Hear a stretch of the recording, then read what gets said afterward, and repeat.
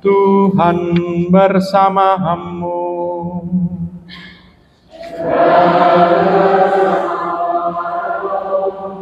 Inilah Injil suci menurut Santo Yohanes.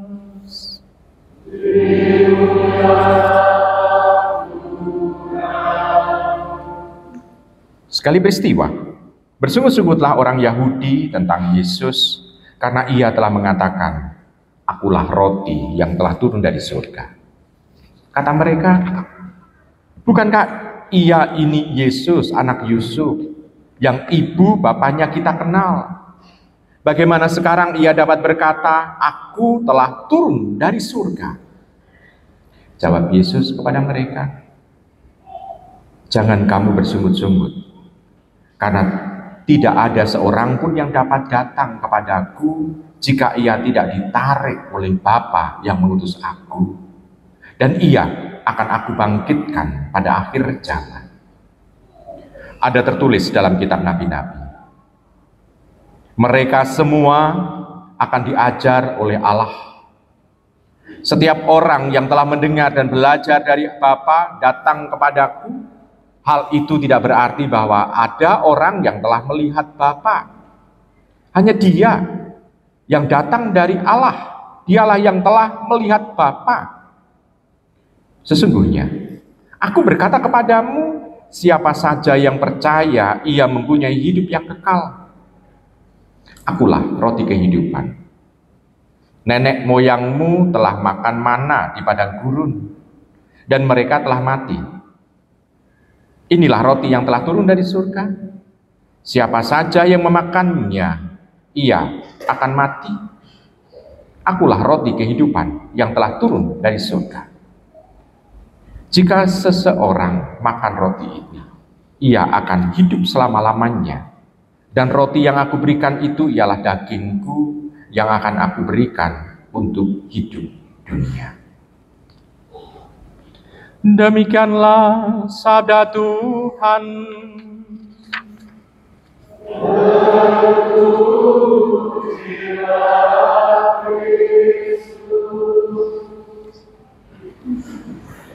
Ibu, Bapak, Saudari, Saudara terkasih dalam Tuhan, untuk memasuki dalam homili ini, saya mulai dari cerita begini saja. Bukan cerita, tapi satu pertanyaan. Ada seorang anak kecil, dia melihat pesawat terbang. Lalu dia itu berpikir, gimana ya caranya untuk bisa naik pesawat terbang? Apakah dengan hanya dia berpikir, lalu ujuk-ujuk atau berdunduk atau tiba-tiba dia bisa ada di atas pesawat itu atau di dalam pesawat itu? Caranya adalah pesawat itu pasti harus turun dulu di bandara, lalu anak itu naik pesawat itu, lalu pesawat itu naik lagi. Ini sebetulnya yang mau diungkapkan oleh Tuhan pada bacaan Injil hari ini. Dia mengatakan bahwa tidak ada orang bisa sampai kepada Bapa, tidak ada orang bisa mengenal Bapa kalau yang di atas itu belum turun. Dan orang itu nggak terima kalau sabda sang firman yang dari Allah itu turun dalam diri Tuhan Yesus, karena mereka mengenal Tuhan Yesus. Di situ menjadi tanda bahwa memang Yesus ini hidup seperti manusia-manusia yang lain pada waktu itu. Mereka kenal yang melahirkan siapa. Mereka mengklaim bapaknya siapa. Mereka tahu seperti itu. Lalu mereka mengatakan, oh, apa yang diomongkan oleh Yesus itu hoax, prank. Gak mungkin itu terjadi. Bagaimana dia bisa bicara mengenai roti yang turun dari surga kalau dia lahir di dunia ini dalam wujud manusia? Nah, Ibu, Bapak, Saudara, terkasih dalam Tuhan, inilah semangat orang yang mencari Tuhan untuk menjadikan Tuhan ini menjadi raja bagi mereka. Karena minggu yang lalu kita mendengarkan orang-orang itu yang mendapatkan roti, pergandaan roti yang dikatakan 5.000 orang laki-laki itu, Lalu mereka mulai sadar bahwa oh ini memang orang ini mempunyai kemampuan untuk menggandakan roti, berarti bisa menyejahterakan orang lain. Lalu mereka mencari Tuhan. Lalu mereka mendengarkan firman Tuhan mengenai roti hidup minggu yang lalu. Nah, ini mereka baru kecewa. Mereka mengungkapkan kekecewaan itu. Gak mungkin dia itu turun dari surga. Bukankah ini adalah Yesus? Nah, ibu bapak terkasih dalam Tuhan, Tuhan mau mengajak kepada kita, fungsi roti itu apa sih? Sebetulnya fungsi roti itu adalah dalam bacaan pertama, Elia diberi roti supaya bisa sampai ke gunung Tuhan. Berarti roti ini adalah suatu sarana yang melengkapi mereka untuk bisa sampai kepada Tuhan. Gunung Tuhan itu, Gunung Horeb. Dikatakan di sana Elia saat itu sedang letoy, lalu capek, lalu mengatakan bahwa ya kalau sudah mati ya matilah di sini gitu dalam perjalanan menuju Gunung Horeb. Ternyata Tuhan itu memberikan kemauan untuk roti itu. Dan roti itu memampukan Elia sampai kepada Gunung Horeb itu. Nah, ibu bapak terkasih, hal demikian kita bisa melihat roti yang dimaksud oleh Tuhan Yesus bukan roti yang memenuhi perut kalau demikian. Ada sesuatu yang luar biasa, yakni apa? Yang bisa menghidupkan kita. Baik, ibu bapak sudah terkasih dalam Tuhan, roti menjadi simbol sesuatu yang duniawi, ya, roti duniawi. Dan hal-hal yang di duniawi ini sebetulnya sangat menarik.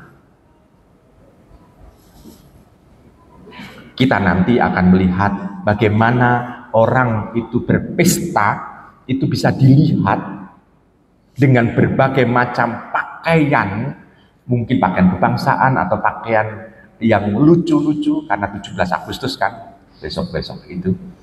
Nah, kita bisa melihat itu adalah keindahan yang bisa dilihat oleh mata.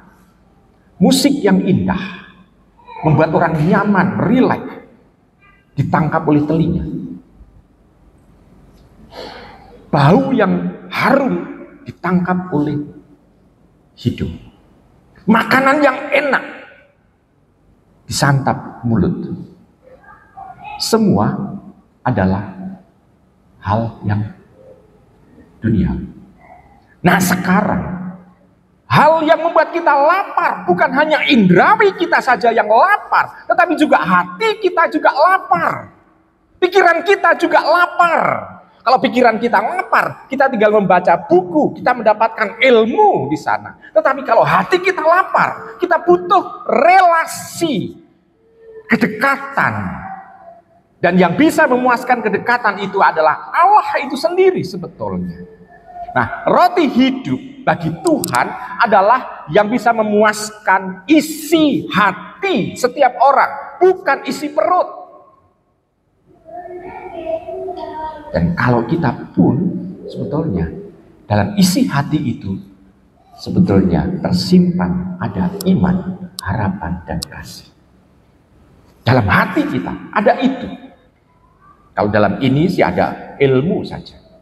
Kalau ilmu seringkali justru memberatkan orang. Dan juga seringkali membuat orang capek, membuat orang lelah, membuat orang tertidur. Buktinya kalau Anda membaca buku segala macam itu, kan lebih mudah untuk menidurkan orang kalau baca buku kan? Betul kan? Apalagi kalau dikasih buku-buku textbook yang berat-berat itu semakin cepat. Bahkan buku menjadi nina bobo bagi diri kita. Oke, ini ilmu. Tetapi kalau hati hanya Tuhan. Nah, ibu bapak terkasih, Tuhan menginginkan kita dekat dengan Dia.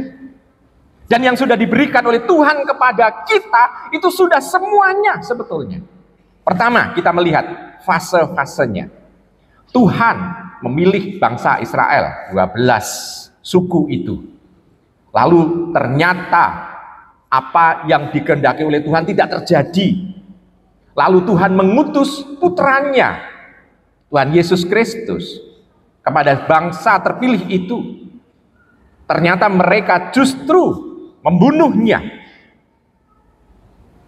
Tapi Tuhan tidak kecewa.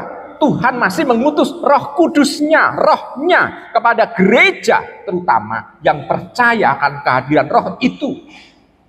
Lalu setelah Roh itu datang, ternyata tidak semua orang mau untuk bekerja sama dengan Roh itu. Lalu Tuhan hadir dalam Ekaristi, tubuh dan darahnya, untuk supaya tampak bahwa dia tidak hanya mau untuk mendampingi orang dalam roh, namun dia mau hadir secara real di dalam Ekaristi. Ternyata banyak orang yang tidak memahami Ekaristi juga. Dan Tuhan akhirnya hadir dalam hatinya yang Maha Kudus juga.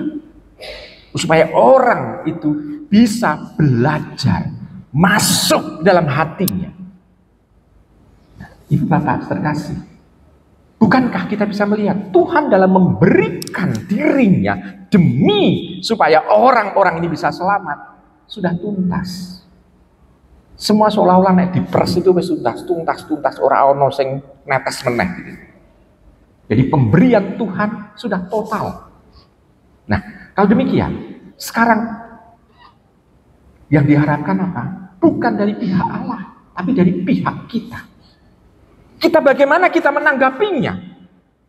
Roti hidup bagi orang yang mendengarkan pada waktu itu dianggap hoak, dianggap sesuatu yang mustahil. Apalagi melihat sosok Tuhan Yesus yang mungkin dia diperlihatkan sosok yang sederhana, namun penuh wibawa. Tapi kesederhanaan itu ternyata tidak mudah untuk diterima banyak orang. Kalau demikian, kita bisa melihat Ibu Bapak, sikap orang akan Tuhan ini harus diuji. Memang kita mendapatkan ujian.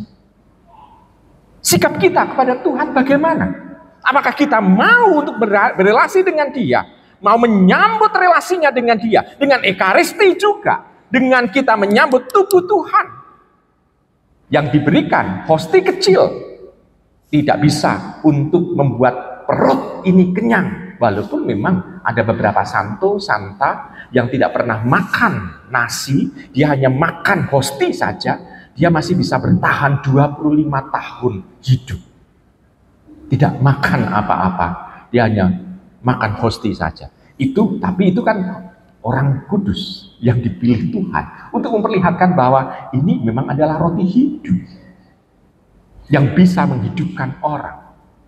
Nah, sekarang bagi diri kita, hanya mereka yang percaya dikatakan oleh Tuhan yang akan mengalami kehidupan. Roti mana yang diturunkan oleh Tuhan di padang gurun? Mereka yang makan mati juga. Tetapi roti yang diberikan oleh Tuhan yang adalah daging Tuhan ini memberikan kehidupan. Nah, Ibu Bapak, saudara kasih, sekarang tanggapan dari kita. Bagaimana kita bisa menanggapi roti hidup itu? Apakah itu menghidupkan kita? Nah, kalau itu kita hubungkan dengan Ekaristi, apakah juga roti itu mempengaruhi kehidupan kita? Karena bisa saja orang itu dalam Ekaristi kusuk luar biasa. Kekusukan yang luar biasa ditampakkan dalam dia berdoa pada Tuhan.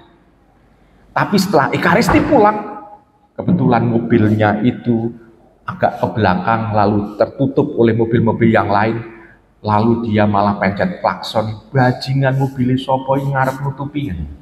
Apakah dia itu juga mengalami semacam transformasi dari roti hidup itu menjadikan dia itu menjadi seperti Tuhan Yesus juga? Ataukah dia hanya sing penting pokoknya wis misa? Kalau sing penting wis misa, turu neng gereja wae ya ora apa-apa. Kenapa? Karena Tuhan sendiri kan mengatakan, datanglah kepadaku kalian semua yang letih lesu dan berbeban berat, aku akan memberikan kelegaan kepadamu. Betul ya? Maka kalau tertidur itu kan berarti mengalami kelegaan kan? Nah, jadi nggak apa-apa. Betul kan? Itu salah satu orang memaknai kitab suci yang seperti itu. Tetapi bagi kita, roti hidup ini yang kita yakini Dia adalah Tuhan, haruslah mengubah kehidupan kita. Dari kita tidak hanya sekedar percaya, namun mengubah seluruh kehidupan kita, mengarahnya seperti Elia ke gunung Tuhan, yakni apa? Mengarah ke surga bersama dengan jemaat yang lain. Sehingga kalau kita bersama-sama mengalami roti hidup, Ibu Bapak, saya percaya bahwa besok kita akan mengadakan reuni bersama, tetapi di surga. Mau? Mau menanggapi undangan itu? Mau? Baik. Untuk itu marilah kita dalam hidup di dunia ini, kita menyiapkan reuni kita bersama-sama di surga. Amin.